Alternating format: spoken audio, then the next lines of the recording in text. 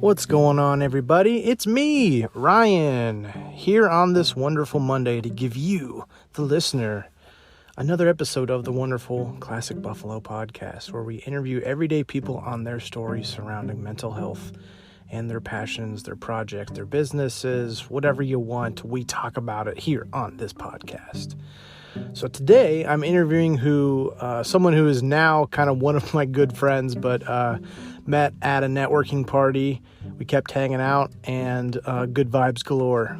This guy's name is Matt. He actually is kind of related to the Klipsch family, which is sort of a big family that runs some stuff here in Indianapolis with like concerts and speakers and stuff. And so there was, and we'll get into that, but we talk about growing up with expectations surrounding your family and, how he battles expectations, how he became a fitness trainer, and the passions surrounding that. And we even have some revelations of our own, almost like a little tiny therapy session of sorts, kind of revelation in this episode, which is kind of cool. So, but yeah, it's full of awesome content and just another quality episode.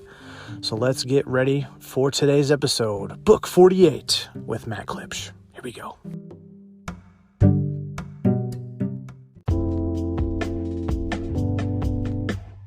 Joining me this wonderful Sunday is Matt. What's up, Matt? What's happening? Appreciate you having me over, my man. So you're like famous. Your last name is Klipsch. You're like, that's, okay, so there's a concert venue, right? Yes. That's based out of, Indy that most people go to. I don't know is it Ruoff now or whatever? Yeah, Ruoff. They just changed it so it's no longer like some ridiculously long, stupid kind of name. It was like Ruoff Home Mortgage, something ridiculous. And now it's just Ruoff Music Center or something like that. Yeah, so you guys, Klipsch used to be, owned the rights to or whatever, but Klipsch is like audio stuff. So are you like super into, like, were you super involved in it, or you just like, that's what my family did? And yeah, I mean, it was more of what my family did. I was never like my brother is an engineer there now. He was always going to work at Klipsch. He knew that when he was a kid, and like I was never. I don't know. As a middle child too, I was always did my own thing. So I was not really involved in the business and not really business or engineering for me. Man, that's still cool though. Like a couple of degrees separation. Yeah, let's talk about your family. Let's go day one. You emerge out of the womb. Yeah, Indianapolis. Okay, so Indy. You're from Indy. Like what suburbs? Streets. Grew up in Carmel actually. Okay. So I say that, and people, I get the thing, and with the Brebeuf Jesuit my freshman year because my brother was there as a senior, and then I transferred to Carmel, and that's with high school in Carmel. Yeah.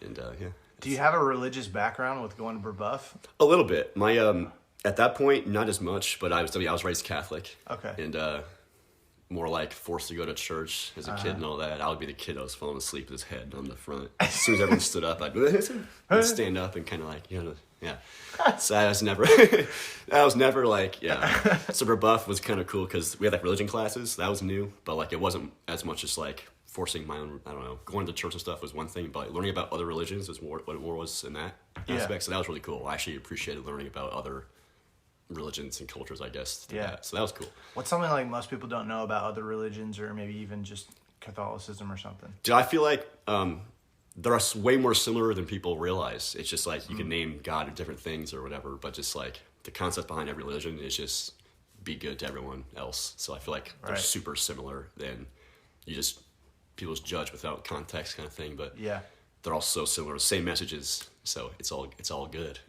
Right. That was my experience as well. Just kind of, I still want to dive deeper into other religions and stuff and just kind of explore. But and even my own too. It definitely gave me more insight on my own. I feel like I have not read the Bible. Like I've never been way into it. But I always feel like it was because it was forced on me a little bit. Like even like in school, we had reading counts. I never read books because I was forced to do it and take tests on it. I was like, I hated it. Yeah. I've read more books and studied more like my own. Everything now I'm out of school and now I'm on my own. It's like now I want to do it and I'm doing it more. I feel like I was always that kid though. Didn't do it if I was told to do it. So many people are like that. Yeah. Well, it's like you treat it in any religious textbook, or not textbook, but like in any religious text, people treat it like a textbook. For sure, yeah. You know, and I and feel like that makes it. I have to read it makes it a chore instead of something you can actually like be open to and actually like take it in and learn it. And so is it a big part of your life or kind of not at all? Like where are you? I would say it's a little more now than it was. Like for a long time, I graduated college in 18. Excuse me. It would have been 16 if I was on track. 18 for me. Okay. And but I would say after that, I got more into it. I was just during school and stuff. I was even through high school and stuff. I really didn't go. I really was not that involved. I go maybe once, twice a month now to actually to church and like. Yeah. Honestly, it's more. I want the message from the homily. I always love that, and then everything else is kind of like, ish. Like I'll get communion and stuff, but I like the message. I like the little prayer. I can talk till I can just like talk to Jesus for a minute and just say what I want to say, and it always feels good. It always just feels like relief kind of thing. So that's always good. That's kind of what I get from it. Is like like I said, all the messages are good and they're the same throughout all religions, I think. And I want to get the message for like the week. It's kind of what it is, and then I say what I need to say, I get my communion, and then I bounce. Yeah. The culture's view of Christianity, you know, it could be like a Bible thumper, or it could be like very conservative, Trump, like Christian Trump. Yeah. Like, not that Trump's necessarily bad or anything, but I feel like over the last couple of years, especially, it's been so associated tight. Yeah, I was gonna say that's a super tight, way too tight of an association between like your political, like conservative versus liberal, and then like Christians, Republicanism kind of thing. Yeah, that's what you're kind of talking about a little bit, and like I see that connection a little bit, but it's like I feel like it's just about judging and like you believe when you want to believe, and it doesn't have to do with anything else besides just wanting to feel better. And that's what religion should be. It's just going in there to just. My mom says she gets a redo. She gets like her thing for the week kind of thing. Get her communion, and it's like, all right, we're back to zero, and the next week's gonna be better. Religion, honestly, for me is not a huge part of me a little bit.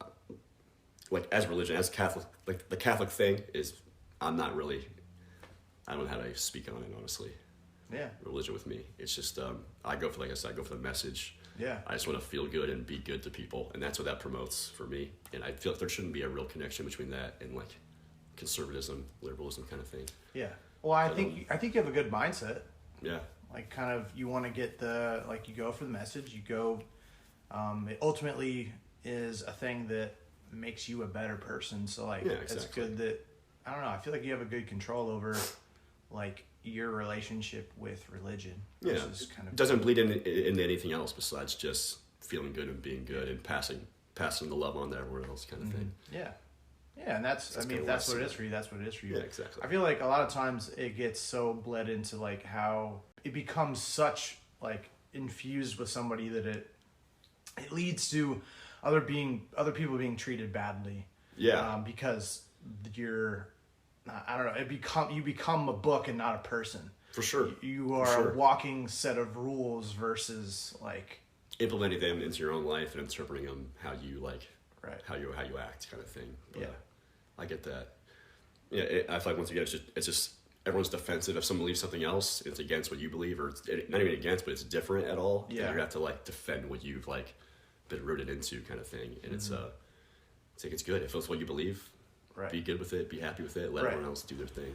Yeah, it's like I feel like if you're gonna watch any YouTuber, that encourages you, it's like, well, yeah, then I'd probably, I'd be like totally supportive of you watching all those videos all the time. Like this dude makes me feel good. He makes me this person makes me feel like motivated, like a good message, right? I buy all their books, whatever. Like I think regardless of what it is, as long as it's maybe making you a better person, then like that's what it's all about. Do pottery for all I care. Exactly, like, man. That gets me in the zone. It gets me motivated, whatever. Like it doesn't do anything against me or you. Right. It just makes you feel. It just makes that person feel. Have you always been like such a positive and like uppity person? In a way, yeah. I've always been like just like a giggly kind of. Yeah. I say giggly, but it is what it is. Yeah, it is what it is. I'm always walking around smiling, but I don't know. There's a time. You got me to talk about mental health a lot, and I've always loved how you talk about that and how you opened up about that. Excuse me. Mm-hmm. But yeah, there was definitely a time where it was definitely on the outside. I was putting it out there like hella good, but like I was so terrified of opening up to people through like high school, and then after my college thing with everything at Arizona State, and I came back home and I was an absolute wreck, and I was absolutely bottom. Yeah. And like my parents always try to, like I moved back home, lived there for like a year when I took a year off of school, and that was like so depressed and just like I refused to open up. I couldn't open up. I remember being in tears, like I don't know how to talk like about this at all. Yeah. And like so that was like a 6-year period where it was just I don't know, I wasn't. But I feel like after this last 6 months even, I'll say since April, huge life change happened about that time, and like I don't think it started clicking a little bit, and like I kind of found my why, and I feel like that's so important to like finding your why is absolutely everything, because you can reverse engineer that, and like every action you can make off of that, and that's when everything starts clicking and you get that light bulb moment all the time. Yeah. And man, that's the best feeling ever. I feel like that's when I've been able to like just self-awareness and of all that, and just like I don't know, I was really able to move with that. Yeah. Everything's kind of. What is your why? I have a good idea. Okay. I know I just want to I know I want to be known for just being obnoxiously positive and happy and spreading love, that kind of thing. And my why right now, I'm a trainer, so I'm into fitness. I feel like it all starts with treating your body right, and if you can do that, then you can treat everyone else right. But if you're not right in your head and in your body, I feel like you can't be 100% for everyone else. And that's something I realized in a relationship that I was in, and like I feel like I was not. So once I was able to like really stop and like look within myself, and now I looked outward forever for like my motivation, and that's like the worst way to do anything, like doing for others for someone else kind of thing. And I started seeing like certain paths light up, and I started actually acting on that, and that's when I started finding what I wanted and what I didn't want. What was the effect on your your mentality when you're consistently pursuing the approval of others? Oh, it's a nightmare, man. It's always like you said, seeking approval for stuff. Yeah, I would ask people if my outfit was okay. Like I feel like that's such a whatever example, but like for everything, if someone didn't like give me confirmation, I would be so terrified to even try it. For real, it totally was. And that's even like, I would let everyone influence me in like the most negative ways.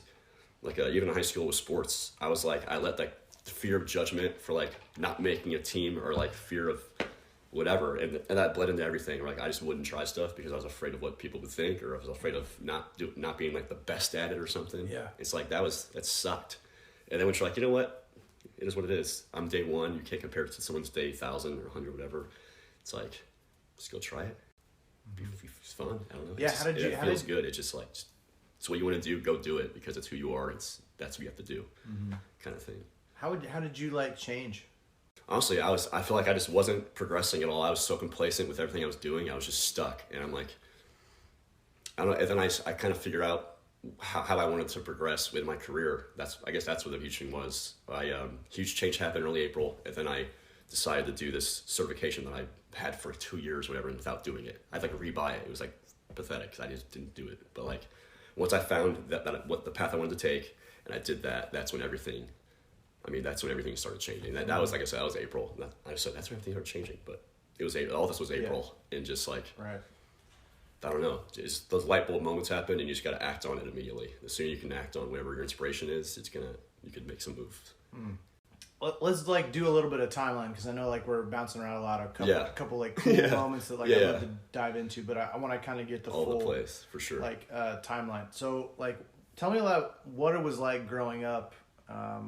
Did you have a tight family, loose family? Not loose family, that's not a thing. Like, no, I know what you mean. Were you close with your family? You weren't an only child, but kind of was sports important to you? I know that's a lot of times like, let's just talk about growing up. Yeah, man, I would say we were pretty close. There's 5 of us. My parents, they're still together. They're still killing it.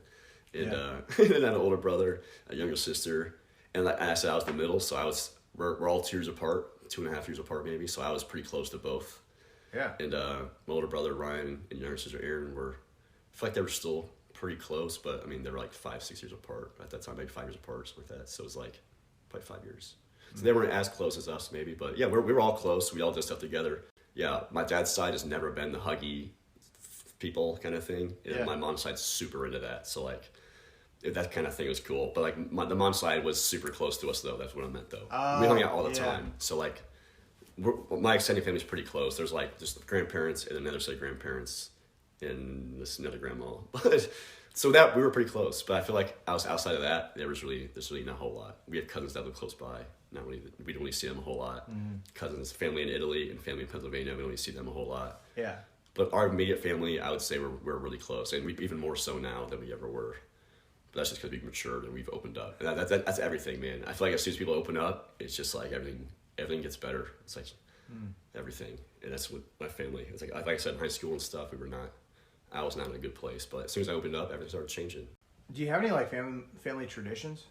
We're huge into sports, so we're Purdue family, massive Purdue family. I think I've gone to every single football game since I was a week old. It's just ridiculous. We're obsessed with Purdue. I can't say that enough. So that's a huge tradition for us, as well as like Christmas recently. We do Christmas vacation that's our big thing. We make pierogies because we're Polish. That's our huge tradition. So that's just the most recent thing I can think of because we just did that. We made like 200 pierogies and dude, they're so good. You have no idea.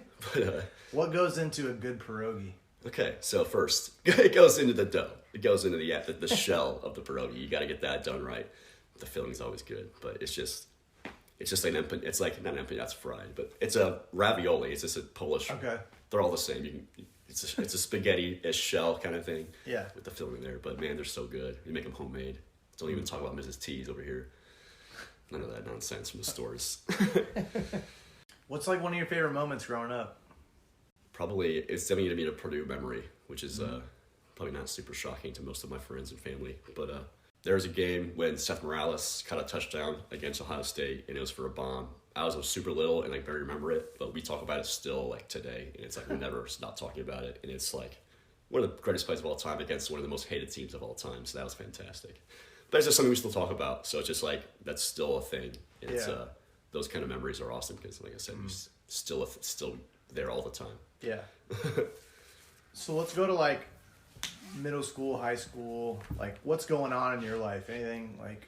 Yeah, if it wasn't basketball or like soccer or something hyperactive, I wasn't really into it. I feel like I was never a great student really. So it's just my priorities were definitely just sports, and I was basketball big time. Yeah. Did you ever get shit for like being not bad at school, but like, did you ever have to deal with anything? Yeah, like that? definitely. It didn't feel good. It definitely doesn't feel good when you're like being told that you're not good at something. And so the grades were big, but grades were super important in my family, like huge important. The Klipsch side especially, it's just like everyone. My brother's super smart. My sister's super smart. They were great in school, and like so my dad was great in school, so it's always been like a huge thing. And like when I brought home my report cards, it was not super fun. So like, I was getting in trouble a little bit with grades and all that. Sports for me is what I was doing in middle school, big time there. That's about it. I would say basketball. Right. When did like your mental health like journey kind of start? High school. Probably junior year is when I started like going down a little bit.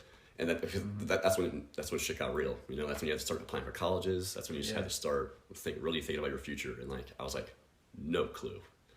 And like with my grades, like and then you start getting your options limited by what you've been doing, and then that's like holy crap. So I was just kind of went down, especially since I'm a Purdue family, so like Purdue's big for us, and that's a tough school to get into.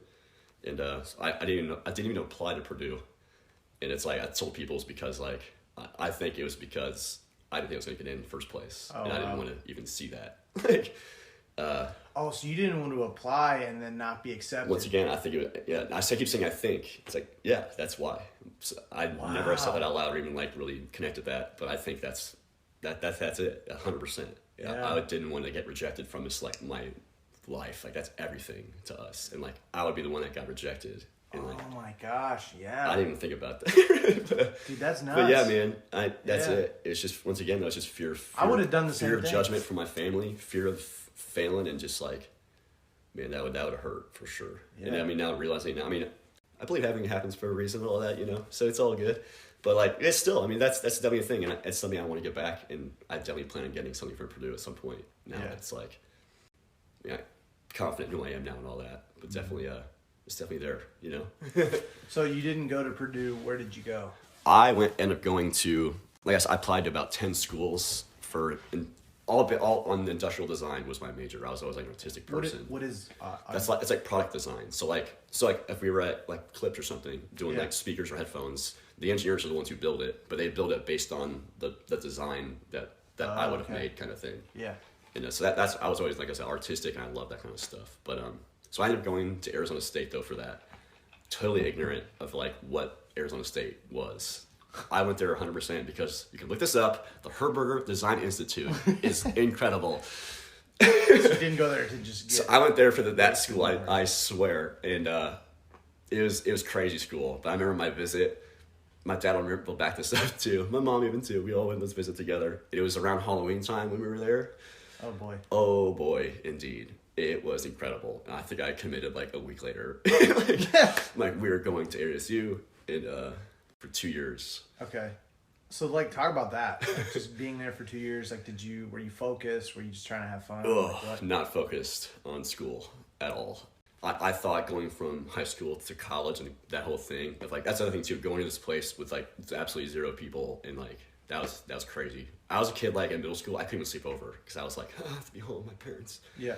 And like there was a huge freaking change moving across the country like that. And in high school, I was not a partier at all. That's the other thing too. So I went to ASU and I immediately just like started. I tried to meet people on my floor instantly, and that actually worked. And then they ended up going to Fiji and all that, so I followed them with that, and we just started going that. We actually all joined together. I was still my best friends from there. But you went to Fiji? No, like the fraternity. We ended up joining Fiji fraternity at ASU together. Oh, and all that. Okay. We didn't go to Fiji yet. I was like, been dope. You met people. Yeah, I didn't mean that. So I just went to Fiji and I met people. No, my dorm, my floor mates, or you want to call them, my neighbors. They somehow met people from the fraternity, and I just followed them, and we kind of hung out, and then we ended up all doing that together. But so the first semester I was there, so I immediately just started going kind of nuts. And grades, I was on probation second semester. Oh my God.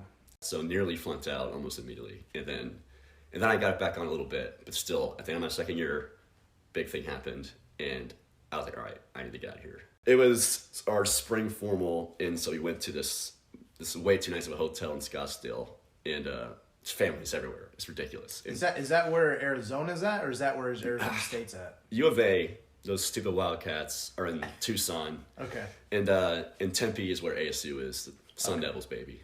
And Scottsdale is closer, I would say, to ASU, I think. Okay. But yeah, I'm not in Arizona. I didn't answer your question there, did I? Yeah. It's like Phoenix, Tempe, and are where ASU is, and Scottsdale is probably closer to us. Okay. But way too nice of a hotel anyway, though. And then after the pool day and all that, we went back to this massive room thing with like way too many people in there, and it was got wild for sure. And cops showed up, so like I was 20. Oh, so that wasn't awesome. So I spent the night in the drunk tank.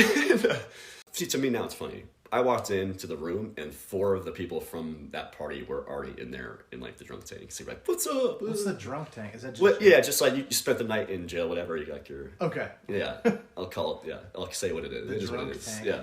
So we spent the night there, but like 4 or 5 of the people that were my date was already there too. So like, okay, that was. So the party got busted though, and I was 20, so like got a misdemeanor for like, for drinking and all that. And, yeah. It ended up just being the misdemeanor. I'll say that at least. And then that's gone now, so that was years ago now. But yeah, that was a huge thing. I had to call my dad crying like, I got arrested last night.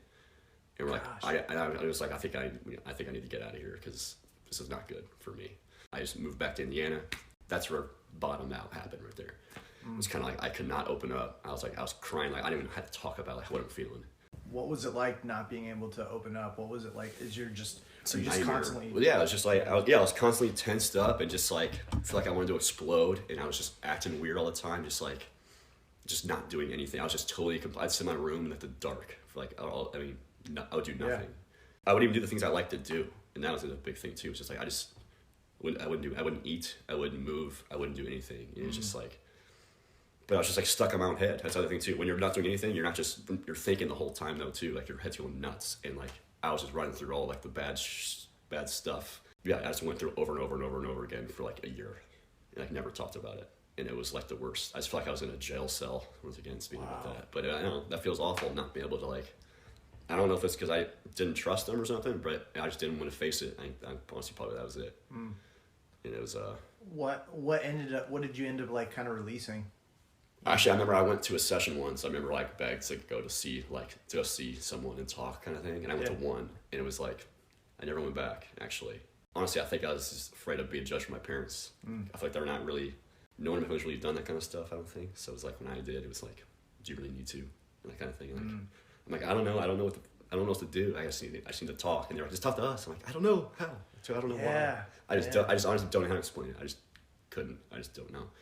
Honestly, I'm still not great with it. Like, but it's definitely better. And it's definitely, I want to be better with it. Right. And it'll make you happier. I know it does. That's the other thing too. Like, you just have to talk about it. Everything's gonna be good when you get it out. How did you get there to actually be in a safe space to like actually release this? Or because like, I mean, I've been in the same boat, if not already currently, like where your parents aren't the best way to release your depression and anxiety because they don't get it. They either don't personally understand it, or it's just like, it's your parents, you know? Honestly, I think that's something when you're talking, I think it's clicked a little bit. I started journaling, and that's something I do still today. And also my little sister also was the one who'd reach out. And like, I remember, I hear this all the time from people, like, actually I remember Jordan Burns said this, I think to you maybe on here, but it was when you open up to everyone else, it gives them permission to do the same to you, kind of thing. And like, my sister opened up to me about a little bit, and like, I immediately felt like I could talk again, or talk to her a little bit about it. But even writing it down, I think journaling is huge. I started doing that, not consistently, but whenever I'd feel my absolute like worst, I would just write like a 10-page whatever I was feeling, whatever I was thinking. And that's something I do now. It's way more structured now, and like, I got it down now. But journaling was how I kind of talked about it. Is your journal structuring, or do you just like, I just need to write? When it was then, I just free flow. I would just write everything, anything, not even like anything. I feel like that's the biggest reason why people don't journal, is because they feel like they have to have it organized. Yeah, well, that's the whole thing about about being perfect versus just practicing and progressing. I feel like being perfect like that. If it's not perfect, you're not gonna do it. It's just an excuse not to start. And it's like, you're not gonna just start, just do it. And it's not. And no one's gonna see it. You can. I used to burn my journal, not burn them, but I would, after the journal, I would tear them up and I'd throw them away. And it's like, that was like, all that, it's like, it's out and it's done. So journaling has been the most effective thing for you. For sure. And I do that still. And I was always a big writer too. Like, not a big, I guess, terrified to talk. I mean, this scares me. This is that way out of my comfort zone even.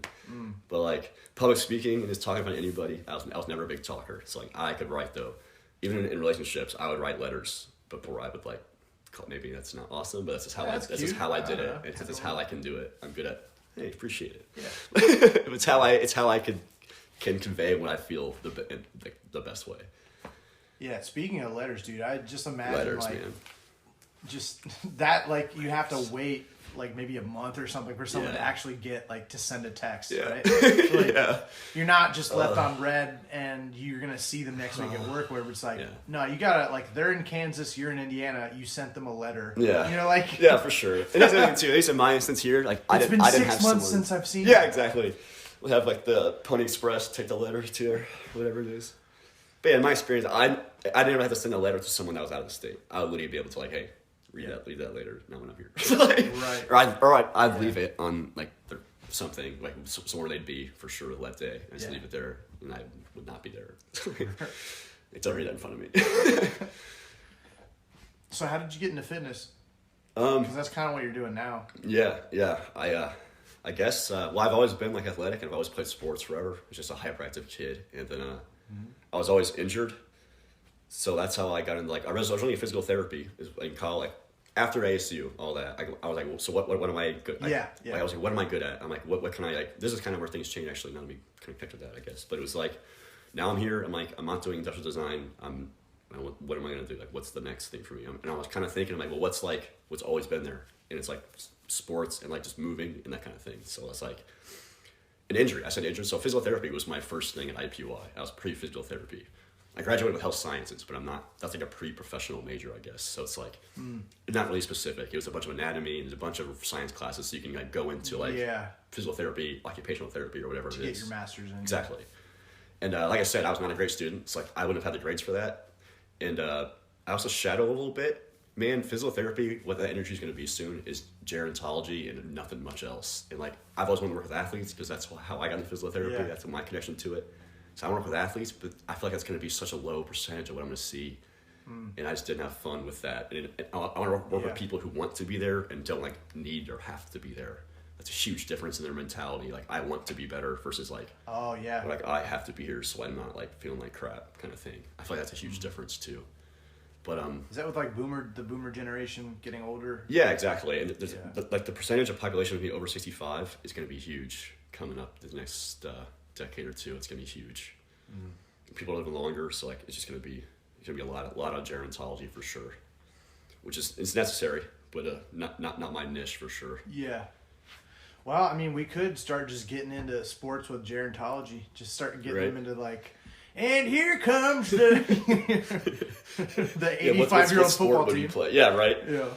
Yeah, man. I feel like, okay, now that I've say it out loud, I kind of want to watch like a 60-year-old sports team, like baseball for like older. Yeah. What kind of team? What kind of sport can you do with seniors? Baseball. I don't know. Like softball. Yeah, I'd be down to watch some of that, dude. He's a dad of 6. He has barbecue on Sundays. He's wearing the the sponsor. The intros for everyone. It would be great too. The sponsor would be those shoes that like the memes with all the dads of like the Reebok or like the New Balances, like shape ups. Yeah, sponsored by Skechers and New Balance. That go out there. Oh, another injury again. His 7th. Who's down? 7th shoulder separation. Yeah. Year.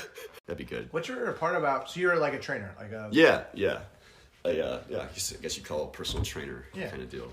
Are you like with a like you don't have to say who you work for, but like are you with a company or like? Yeah, I know it's fine. I actually for a while I was doing at home stuff. Like I moved to Carmel. A lot of people have home gyms, it's in their basement kind of thing. Yeah. So I thought I would skip the big box step and just go right to like I get to keep 100% of it. And I can charge what I want to charge, and I go to you because I don't have my own equipment too. It's like I go to you. We can use your own equipment that you probably don't use. Okay. So I can teach you how to use it and that kind of. So I did that for a while. I didn't have a bunch of clients though, so I was just like, I really want to do full time this and not like because I was working a bunch of just like side jobs that a high schooler could do. Yeah. I just graduated. I'm like, let's do some stuff here, and like I want to go full time training. So I just joined Lifetime and started training them there. It's been about 3-4 weeks now. And oh, cool! It's a ridiculous place, man. It's like Globo Gym in there. It's so cool. Globo Gym. It's so dope. Yeah. What's your favorite part about like just the whole training aspect and just Well, people come in so they can feel good, and like if I can be the person to make them do that, they associate me with them feeling good. It's like every time I see them, I get a big old hug, and it's just like I don't know, it almost sounds selfish. Like, like I love helping people just like that, but it's like it's a good feeling that I get from doing it. I really enjoy it. There's always both like there's the selfish thing, and then like I do it because it makes you feel awesome, but they leave feeling really good, and I get random texts and DMs from people about it, and just like it's always positive and makes me feel good. Right, I dig it. When I ask you like, what are you passionate about? Like, what's your answer? Wellness, I say. Even like not even like I feel like that's a lame answer. It's all right, but it's accurate. It's not. Yeah, when I say wellness, overall wellness though, it's just like it's like if you get your mind right, you can get your body right, and then you can treat everyone else. You can give your 100% of yourself, of your best self, to everyone else, and that's when you can make the best connections. And I don't know. That's why I like to. I'm into it. Do you have like a story already? Like of something that was like kind of cool to watch someone's journey. Like, I mean, even we're talking about Jordan Burns. Like, you know, him watching someone like who could barely walk. Like eventually, or walk him shrugged, came and stand up straight, and then they. Yeah, for sure. Like, do you have something already similar to that, or even? And it doesn't have to be that gratuitous and. Yeah, no, for sure. I know what you mean. Yeah, I would say. I mean, I've been a trainer since. I mean, like, actually doing it by myself, kind of thing, since April. So it's I'd say actually I've been training one of my best friends. Yeah, we've progressed a bunch, and it's like, but it starts with just like the mindset training, and like as soon as we got a couple weeks in, everything kind of lit up for him, and now it's all internal drive, and he's seen a bunch of good results, and he's one of my, like I say, I'm gonna see him after this. We're gonna watch football after this. Like, we hang out all the time, and it's cool seeing him change. Like you see his mood's better. He has way more energy now. Like even when we're hanging out, you can tell he just has more energy. He looks better, and he feels better, and he's just like you can tell he's a happier person. Not saying it's 100% because of fitness and everything, but I mean that's a huge. I know it's a huge part of it. It just gives you energy and makes you feel good. And that's seeing him like that is good. What's like a amateur basic tip for someone who like a fitness tip to somebody? I mean, like we talk about not having to be perfect. I mean, if you don't know what you're doing or you're intimidated by the gym, it's just about getting moving. It's not even about being at the gym for 2 hours doing the same lifts or whatever. You can just do something. It could anything. You can go for a walk. You ask me a little, it's going for a walk, 20 minutes. I mean, the biggest thing just go. For me was like, I don't want to go because I'm going to just do the fat guy at the gym. Okay, you know? I have a response for that too. Everyone in the gym is so focused on their own goal, their own progression. No one gives a shit about anyone else. And that's not a negative thing either. It's just like, they're all zoned in on their own thing. And if you see a guy that's working hard at the gym, no matter what their current fitness level is, like, good for that person. Yeah. I feel like it's way more of that than, I mean, yeah, you'll have some guys in there that are just, I mean, douchebags. So it's like, it is what it is for them. I mean, but most people in there are nice people, and they just want to be good, and seeing other people do good it's a good thing for them. I mean, it's good for everybody. Mm-hmm. So I feel like it's all good. It's all good. So just go. Don't worry about anyone else. That's the other thing too. It's fear of judgment, right? Just go. And you can always ask for help too. Bring a friend. Having accountability, something like that with a friend is huge. Gives you a little more confidence with someone else too. Mm-hmm. But just go and try anything. No one's staring at you. That's the other thing. Everyone thinks they're the center. No one's looking at. I promise you. Right. Or like, like that was really hard. Like, you know those ropes where you like whip up and down? Oh yeah, those battle ropes. I thought that was badass thing ever. Awesome. But I was afraid to do it because like it's not exactly like you're in a corner. Yeah, you'll draw some attention. Yeah, it's the long ropes and you're in the middle of the gym. Excuse me, everyone. So like, I was so afraid. Yeah, for sure. Because I didn't know how to do it. I didn't want to just be like. But then if I ever did, I was like, oh, I kind of look like a badass maybe if I'm doing it right. Yeah, exactly. Like oh, that's the rope, dude. For sure. And it's not to be perfect. I mean, if you feel pain later, maybe ask for some help or something. Yeah, that's where we come in. But I would just get to try it. If it's something that you feel like you want to try, if it's something that's going to make you feel good, go try it. Go do it. Yeah. Even if you suck at it and you don't want to do it again, then at least you know that you didn't like it. But like you don't know unless you try it, kind of thing. Right. Like what are some of like your goals or kind of things? Maybe even like this next year, or like you really want to open up your own gym. Do you have kind of those things in your mind? Yeah, actually, part of why I like Lifetime so much is because they want to build your business just within their facility kind of thing. And like, so I want to be able to have I have like a number of clients. I'm trying to get that narrowed down. I have to do it today actually, but getting that narrowed down, number of clients, number of hours training per week, that kind of thing. So I just want to be able to be 100% full-time training the whole time. Because right now I'm just walking around trying to meet people to get them to come to me. Right. Yeah. So my goal in the next like 6 months is just to have my full-time client list going. And my own fitness goals, I need to eat more. Like I need that. That's very general. I'm smarting that up today. But man, it's a start. It's just, I'm very aware of what my issue is right now. So I just got to make a plan to attack that because I don't eat enough. So I want to get my body right. Half marathon to marathon, I think that's gonna be my big challenge for myself this year. I tried doing the half marathon this last time, but I strained my calf like 2 weeks into training for it. And oh no! Didn't do it right, so that was definitely learned from that. So I'm gonna do the half marathon coming up here in May, and then I want to do that monumental full at the end of the year. So that's like a challenge I want to do. That would be sick. I've always wanted to do a half marathon and a full marathon. It's I've never been a runner, so it's a ridiculous challenge for me. It's people. You could just drive. I'm pretty tall. Yeah, right. In a car, it's still technically completing it.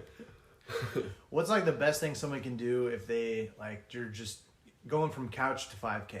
You know, what's the best thing someone can do in their fitness or health journey? Like the first thing they can do. First thing, if you're drinking and smoking, stop doing that. That's a huge thing. Like I said, you just gotta start walking. You start. Don't just go. Like start with day one. So that's just walking, and that's slowly. It's very slow progressions. That's how I hurt myself. Is I went too much too quick. You just got to go for 5K at 3.2 miles. That's doable. You have to understand it's doable also, but also understand where you're at right now. So start where you're at right now, nice and slow, nice and easy progressions, and you just got to know you'll get there too. But patient process. Yeah. Someone told me that if you feel like you could have done more, then that was a good opportunity to stop. Then that builds motivation for. I can see that. I could have done a little bit more.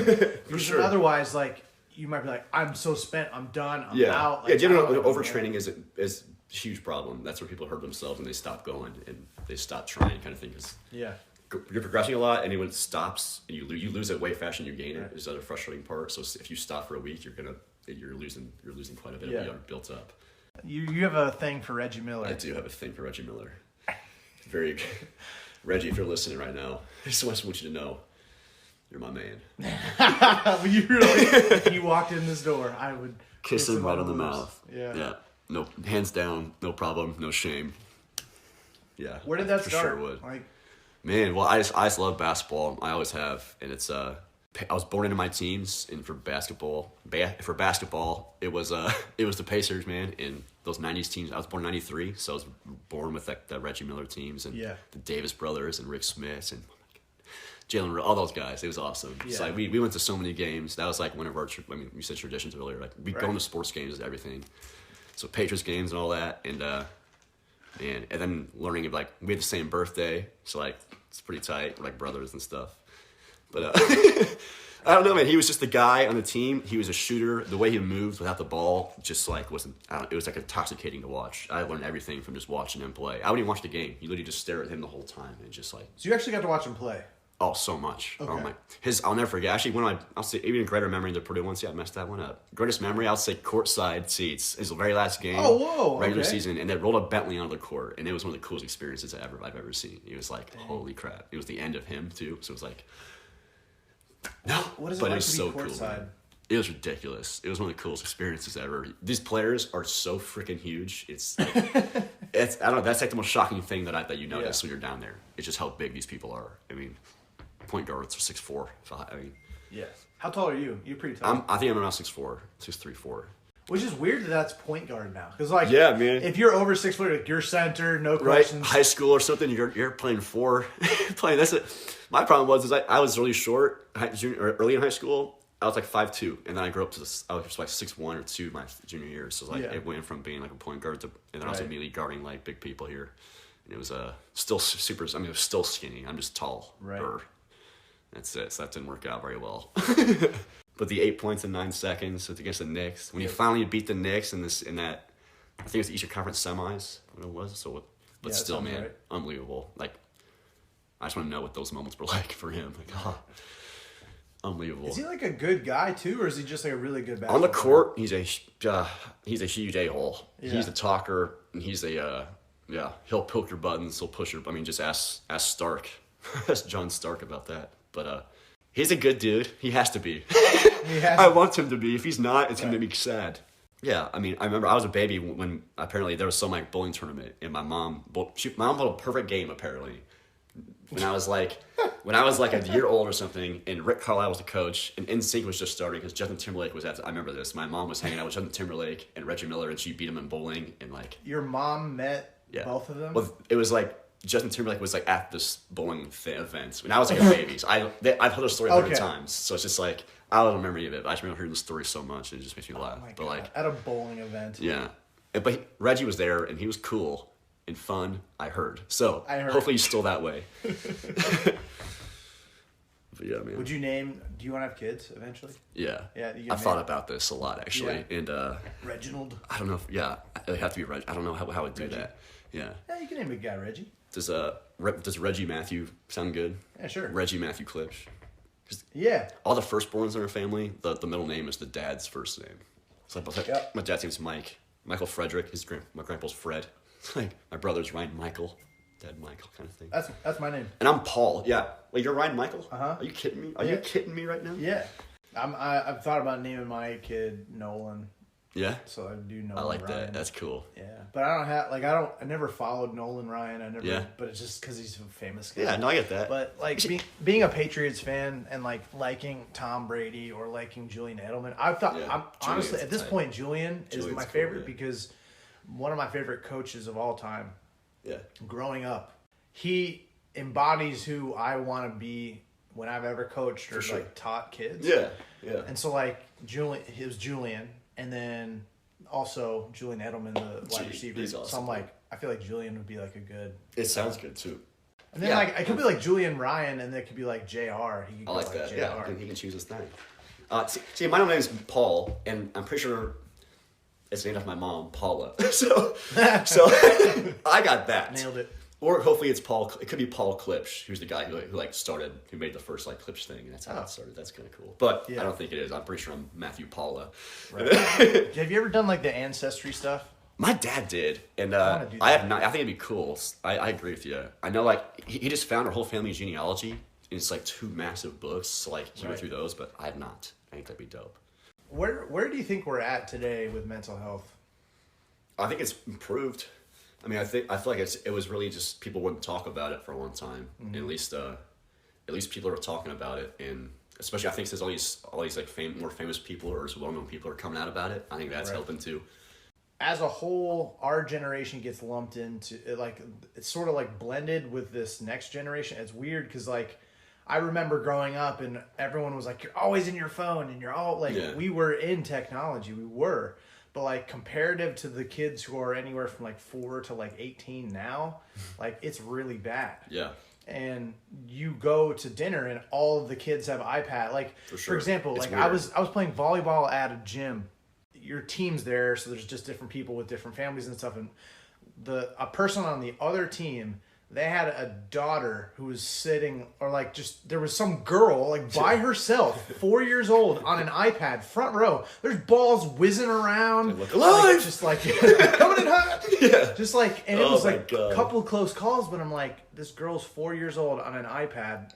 Her parents aren't around. Yeah, I don't see like. That's how you just like just play with this, don't bother us. But I don't know. Just like it's so consistently, if you like, you go to Goodwill, you go to any like you're just out and about, you see kids with iPads. Yeah, like it's weird. My cousins are the exact way. I mean, they're like 13 now, but they had iPhones when they were 5 years old. It seemed like it's so weird. Like, who are you calling? Yeah, like, advertising towards kids like through YouTube and like the type of YouTube content. I'm doing quotes. It's been interesting, like watching how that grows up, but. All of social media having a lot of studies saying that it is not good for you. It increases depression and anxiety. Yeah. Well, it just makes you compare yourself to other people. Exactly. But and like that's all everyone's highlight kind of thing. I've heard the highlight reel before many times. So it's we're not doing very well with that. And the response in the mental health community has been to create apps and to create those things. And it bothers me that it's just not like the solution isn't right, because that's where we're at. But if studies are that physical community is what helps, and that like just face-to-face interaction, like physical counseling, like that kind of stuff. I'm a fan of telecommuting or teletherapy, like over your phone or your computer, like Skyping with a counselor if you can find whatever, because that whole system's another Pandora's box. But like. We need to find a way to connect people with social media, because there is some, like, for example, that's how we've met. That's how a lot of these people have met. Like, there's some benefits to meeting people over interests that aren't here, but we need to find a way to have that physical, like, contact, because there's something about texting somebody and being able to physically hug them, see them, talk with them, get that live feedback versus over text and thumbs. Yeah, there's no context over that. That's something impossible. If you're making you're making any kind of comment, there's no context to it. You can't hear what the voice, you can't see what their eyes are looking at or body language, anything. It's just I'm with you. I'm totally with you. It's the emotional. I mean, this is somewhat emotional, but like it's the emotional equivalent of playing an electronic keyboard versus playing an actual piano. For sure. Yeah, something that's a good way. I like how you put that. Yeah. Timbre or the texture of life. Of having that physical interaction and talking and stuff versus like.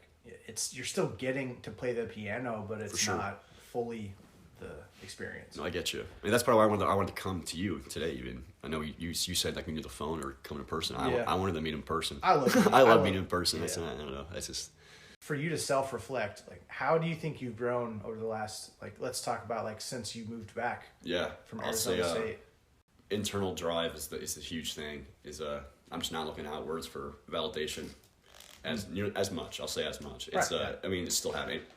It's a dynamic process. It's definitely, there's ups and downs for sure, but definitely tends to go up more than it goes down. But I feel like just I mean, I feel like looking inward for everything. I mean, you have everything right there. You don't need anyone's validation for anything. If you feel like doing it and if it's gonna make you feel good, I said like 10 times today. I know, but it's just man, it's so real. It's just like just be intuitive with everything, with your eating. You don't have to like count calories and all that. You can, but you don't have to do all. You just. If you feel hungry, eat. If you don't, then stop, kind of things.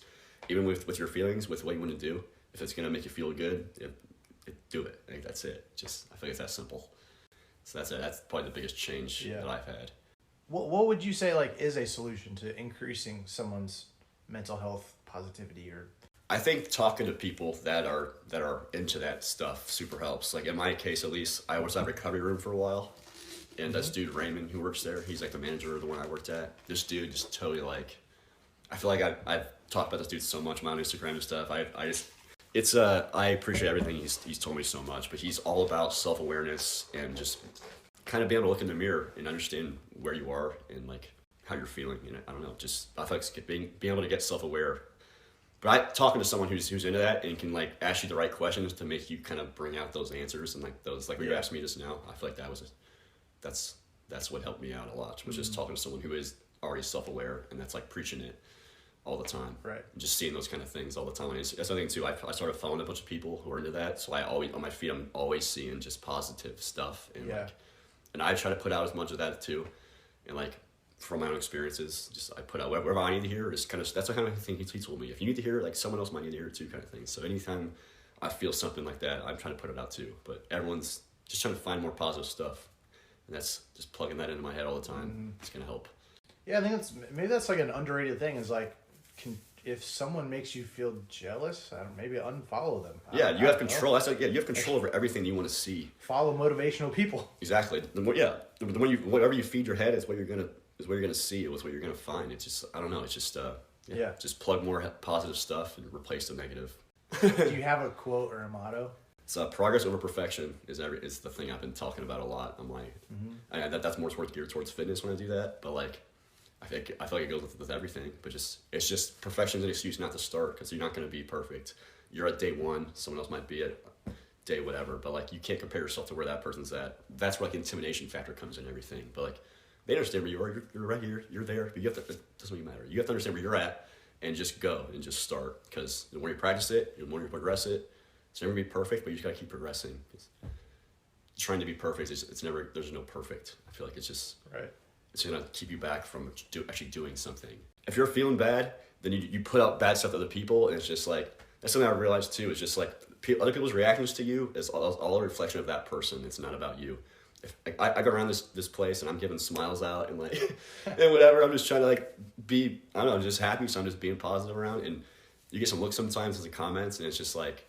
Just trying to bring you down and stuff, but it's like you can't let it kind of affect you because it's definitely a reflection of their mood and their mindset way rather than your own.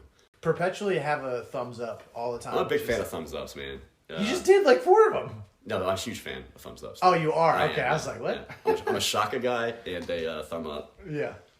Started at first from a sarcastic thumbs up when we were driving. Yeah. That's how it started. Dad taught me that one, so appreciate Finger that. Finger guns?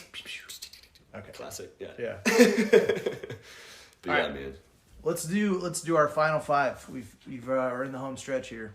Would you rather fight one horse-sized duck or 10 duck-sized horses?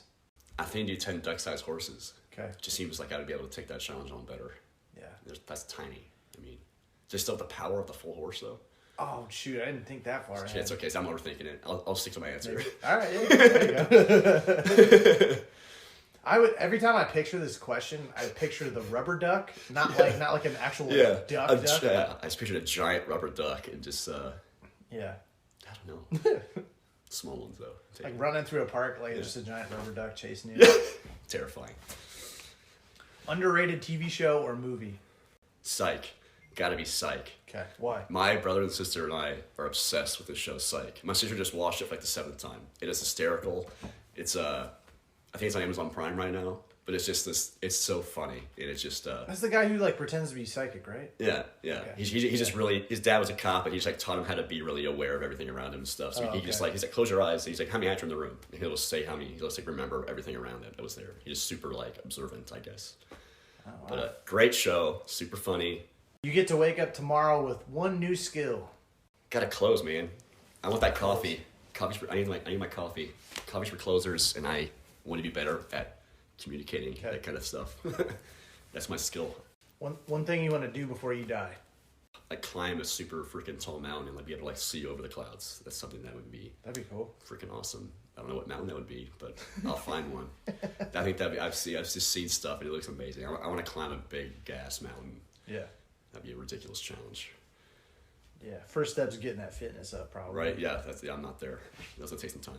What is your favorite part of yourself? Just goofy and positive, I guess. I feel like I'm since this whole last few months thing, I'm pretty comfortable with just being stupid and just being goofy and just just making the jokes I think are funny, or just doing the things I think are whatever, just that kind of thing. I feel like that's something I was hiding for a long time. I feel like was just like wanting to be whatever everyone else wanted me to be, kind of thing. Just that I would get that friendship or whatever, join that group and stuff, and no mas. I like that about myself right now. That's good. All right, we're pretty much done. You're basically going to shout out a person now, like family friend, significant other, whoever you want. But you're shouting out Janice. Thanks so much for encouraging me. You're an awesome person. Whoever you want, but you're shouting out and encouraging another person. I'm gonna talk about Raymond again, man. I feel like this dude, Raymond Akili, Recovery Room, Recovery Ray. He's also got this awesome podcast where he just talks about, I don't know the name of it, Recovery Ray, that was his name on his Instagram. But man, appreciate you so much. He's really talked to me a bunch the last few months about self-awareness. Just putting out messages that like I said, the stuff that I need to hear a lot is stuff that other people need to hear too. So just being true to who I am, and I don't know, I appreciate all of that, man. You've got me super self-aware and positive, and I dig it. Love you, brother. Sweet. Thanks so much for joining me, man. It means a lot. Appreciate it, man. Thanks for having me on here. It's great seeing you again. Yeah. Gotta hang soon. Bye, guys. Peace.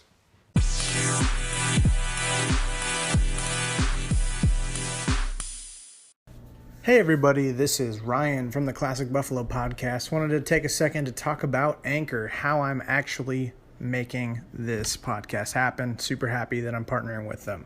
So, Anchor is actually the easiest way to make a podcast. I've done my research. This is basically the best way. I promise. It's going to give you everything you need in one place for free, which is the best part.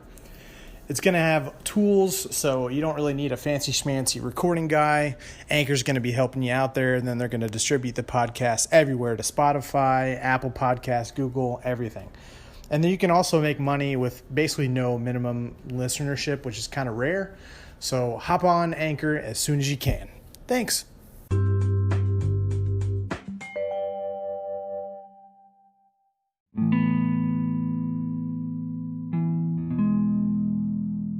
So I just got done interviewing the wonderful Matt. Shout out to you, dude. Super excited for you in 2020 and beyond, just for your fitness journey, growing your clientele. From what you're telling me, you still continue to love where you work, and, that being an outlet for training others and developing them, and, just an outlet for your amazing positivity that really makes other people's lives better. There were a couple things that happened that were really cool in this episode. One of which was just the realization about Purdue. That was kind of a cool, like, when it happened, you kind of like, oh shoot, I just realized something really crazy. That was a really cool moment for me, just because it was just another moment for me where I was like, damn, this is a good way for people to provide, like, like a space for these types of experiences and revelations and feelings, like a safe space for that. That's my goal. And that was kind of cool. Matt didn't really know that was one of the reasons why he didn't apply, was because he didn't want to get rejected. And he would be that was like an on the spot revelation. That wasn't planned. That was nothing like that. And, that's super cool. To just have a space for that type of revelation. That kind of, it sucks, and that's a painful realization, sort of, right? That you didn't want to try something because you were afraid of failing and being labeled a failure. I think about that in different areas of my life all the time. Am I living my life out of fear and anxiety, right? Are there things I want to do, and I'm going to look back and say, the only reason why I didn't do it was because I got in my own way. And then I'd be labeled as a failure, and maybe I wouldn't even have been labeled, or nobody would have cared if I failed. But what if I even succeeded? That's super natural. That's super for you to feel that. That's okay. But it's just really cool to have kind of a space and experience for Matt to have that. And he's such a positive guy. And, we met the other day, and just for him to encourage me and just say, I don't think you realize how much of an impact you're having on other people. That was really cool for Matt to say.